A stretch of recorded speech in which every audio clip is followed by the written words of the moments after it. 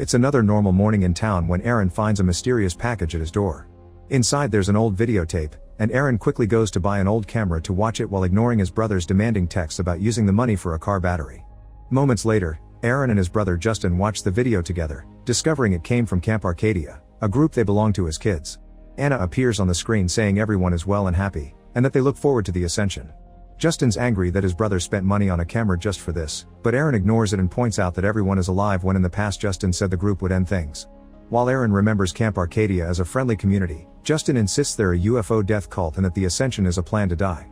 Afterward, the brothers go back to their poorly paid cleaning job. They have instant noodles for lunch, and Aaron keeps bringing up Camp Arcadia, pointing out how they were always well fed there. The argument continues while Aaron cuts Justin's hair, and Aaron insists the camp hadn't been a cult, not remembering any talk about death. Justin is absolutely sure they were a cult and that he saved his brother when they escaped, so they should keep up with the deprogramming sessions or they won't get financial aid. Aaron doesn't want to go to deprogramming anymore and cuts Justin's hair badly on purpose before leaving the room in a tantrum. Later, Justin goes to his deprogramming therapy session, where he shares what happened. He knows Aaron isn't happy with this life and that he cries in his sleep. Justin also thinks Aaron resents him for having pulled them out of the cult and going to the press about it, but for Justin thinking for himself is more important.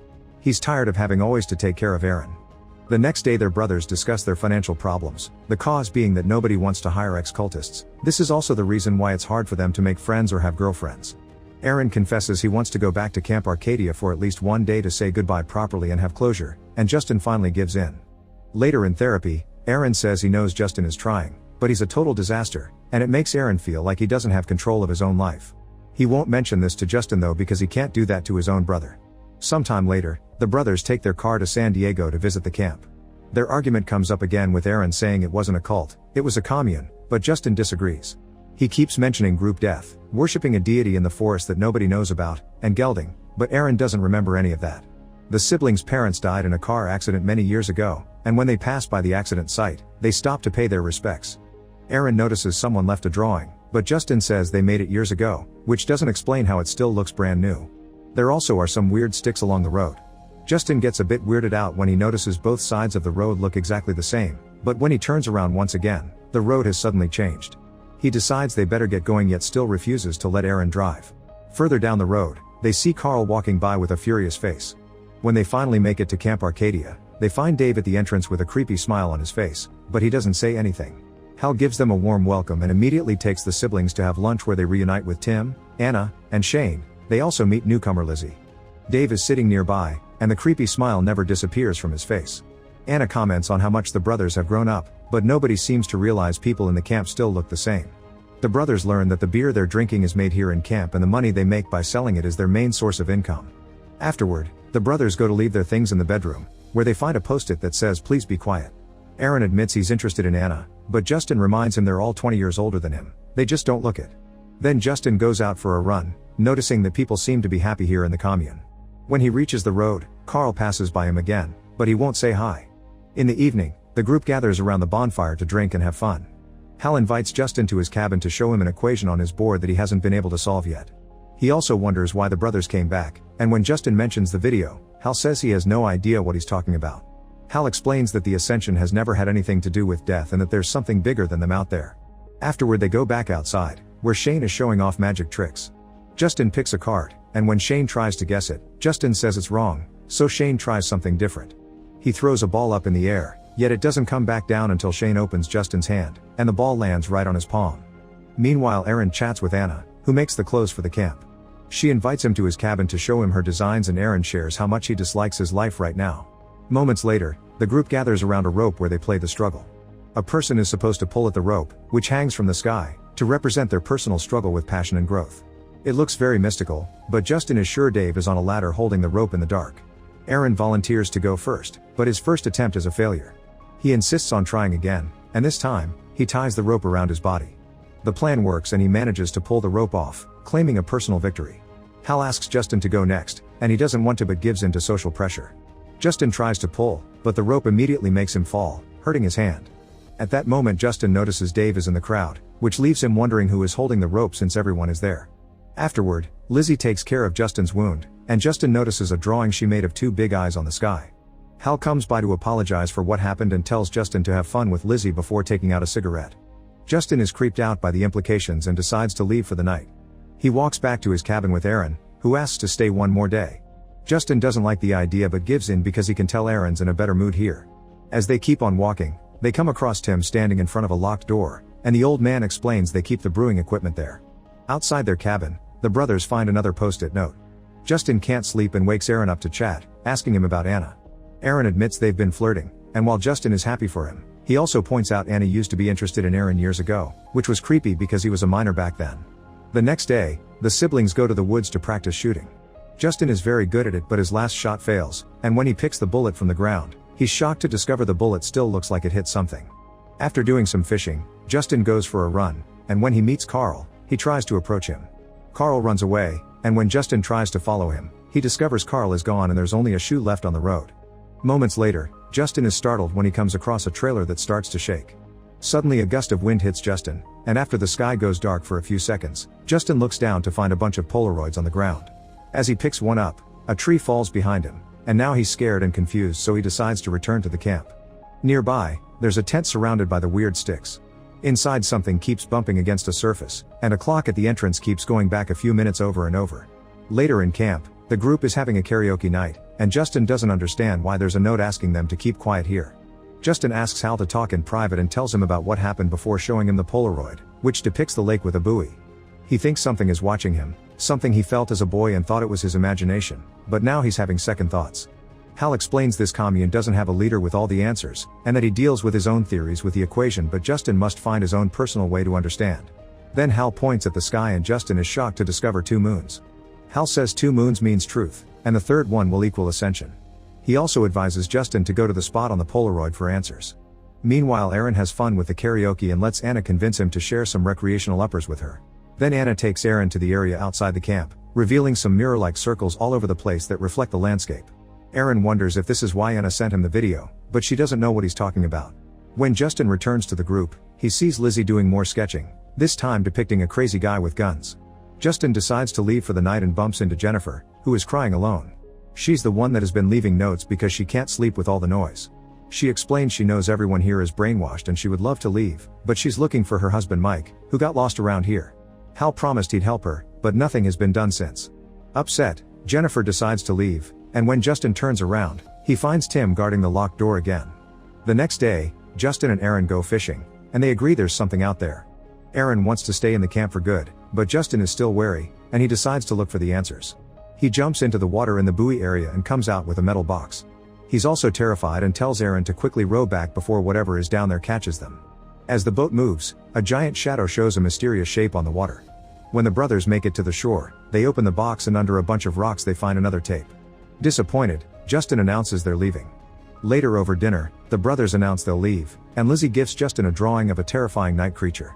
Hal decides to play the tape they found in the lake, and everyone's shocked to see a recording of Justin and Aaron when they were younger, telling everyone in town about the camp being a cult. Hal says this is a message from the guardian entity to show it forgives them, but the brothers feel humiliated and leave the building. Immediately Hal goes after them and says he forgives them for all the lies Justin told the press, causing Aaron to get furious when he finally understands there was never any death cult. Justin defends himself, saying he's always known there's something wrong here and he wanted to protect his brother, but Hal accuses him of just wanting control and points out all his lies made it very hard for them to sell their products to the city, who considered them wackos. At that moment Justin sees Jennifer nearby and comments on how Hal hasn't helped her as he promised. Hal tells Justin to leave or he'll make him leave by force. Justin tries to take his car, but it won't start and he has to leave on foot. He finds a weird fog on the road and lots of those strange sticks that make him get lost.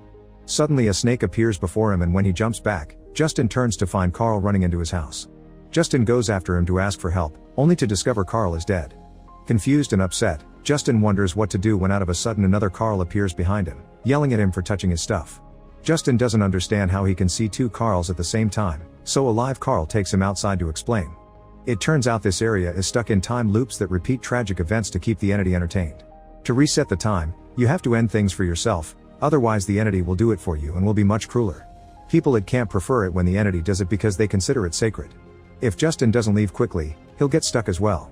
To prove his point, Carl throws his cigarette past the weird sticks, and the cigarette disappears. Then Carl follows it, disappearing too. Seconds later, Carl comes out of the house, scaring Justin but ready to help. He can tell him how to escape, but first he wants a gun as payment. Carl draws a quick map to tell Justin about a cabin where a guy named Chris keeps a lot of weapons. He also gives him a compass that Justin must trust instead of following his eyes. Meanwhile at camp, Aaron notices Tim and Hal talking in private, and when they're done, Tim tells Aaron he doesn't have to do it if he doesn't want to. The next morning, Aaron leaves his cabin to find 2 Polaroids falling from the sky. He picks them up and finds a picture of a trailer plus one of himself, which he takes to Hal for answers. Hal confirms the entity shows them what it sees, and the trailer means it wants Aaron to go there, so Hal gives him directions to reach it and points out that the third moon will be full soon. Aaron immediately leaves camp and discovers that when he crosses the limits marked by the sticks, he can't see what's on the other side and Anna can't see him from there either. Moments later, Justin finds the cabin Carl mentioned, where Chris is cuffed to the wall. Justin recognizes him as the guy from Lizzie's drawing. Chris's friend Mike, who had been digging in the garden, explains he tied Chris to help him go through detox. Then Mike connects a hard drive he found outside to his computer to watch a video that shows him and Chris dying in a horrible way. This is another message from the entity as a warning for trying to escape the loop. Mike wants to help Justin escape too, so he gives him the gun and tells him about his life outside the loop, mentioning a wife that liked to leave notes around the house. Justin realizes this is Jennifer's husband but decides not to share that detail. He leaves after wishing Mike good luck, and Mike proceeds to light the house on fire. At that moment Justin realizes he left his map inside, but when he's about to go back, the loop resets it all to the time before he arrived. In the meantime, Aaron finds the trailer and the tent with the clock. When he looks through the tent window, he finds a man that stands up and moves, only to get killed and start all over. The man notices Aaron and tells him he can't help before exploding, scaring Aaron away. Sometime later, Justin is trying to make his way back to Carl and comes across another trailer with a cougar that snarls at him but leaves him alone. At that moment Aaron enters this loop, and both brothers confess they're lost. They approach the trailer and find a note from the owner saying anyone can use the recreational flowers from the garden, but the brothers prefer to leave. As soon as they're gone, a projector in the trailer activates and plays a recording of the brothers leaving. Something suddenly shoots the projector and sends it flying into a different loop. The third moon is about to become full, and people in camp begin getting ready for the ascension. The brothers keep on walking, and after coming across a bunch of weird statues, they finally find Carl's house. He isn't around but he did leave the map, so Justin grabs it and leaves the gun in its place. Aaron takes a moment to tell Justin that he doesn't want to leave the camp and he doesn't mind the idea of the loop. He gets to be immortal and he'd rather repeat his death than keep on repeating the awful routine Justin puts him through. Justin disagrees but the brothers still leave together right before Carl shows up again. He's very happy to see the gun and uses it to end things, but it doesn't work and he wakes up in the loop again. The brothers make it back to camp when night falls. They don't see anyone around except for Jennifer, who is leaving on a bicycle. After looking around they finally find Tim, who unlocks the cabin he always guards and leaves. The siblings enter the cabin and discover a huge amount of tapes with a TV that turns on by itself, showing the last few days at camp from the entity's point of view. It also shows the group gathering around the bonfire, where a rope falls from the sky when the third moon is completely full. Terrified of the meaning, Aaron runs outside, but it's too late. The only things left are people's clothes. Justin tries to comfort Aaron by pointing out that the loop will bring them back later. He also says he'll feel guilty if he leaves Aaron here, so he'll stay too. Aaron wonders if Justin is respecting his decision, and when Justin confirms it, Aaron decides they're leaving. Justin is very confused, thus Aaron explains that all he ever wanted was for his brother to give him the power of choice. At that moment the camp begins to reset with a force similar to a hurricane. The brothers run away, but the car won't start, so they have to push it. Aaron explains he wants to be equals with Justin, and Justin accepts by letting Aaron drive. The reset is coming closer, thus the brothers jump inside the car as it begins moving quickly downhill, just in time to come across the invisible wall of a loop. The siblings close their eyes, preparing for the worst, but luckily they cross just in time to avoid getting stuck and they reappear on the other side of the road, where it's already morning. As the brothers celebrate their escape and make their way back to town, the group reappears in the camp, ready to start the next loop. Make sure to subscribe and turn on notifications so you can watch more videos like this. Thanks for watching.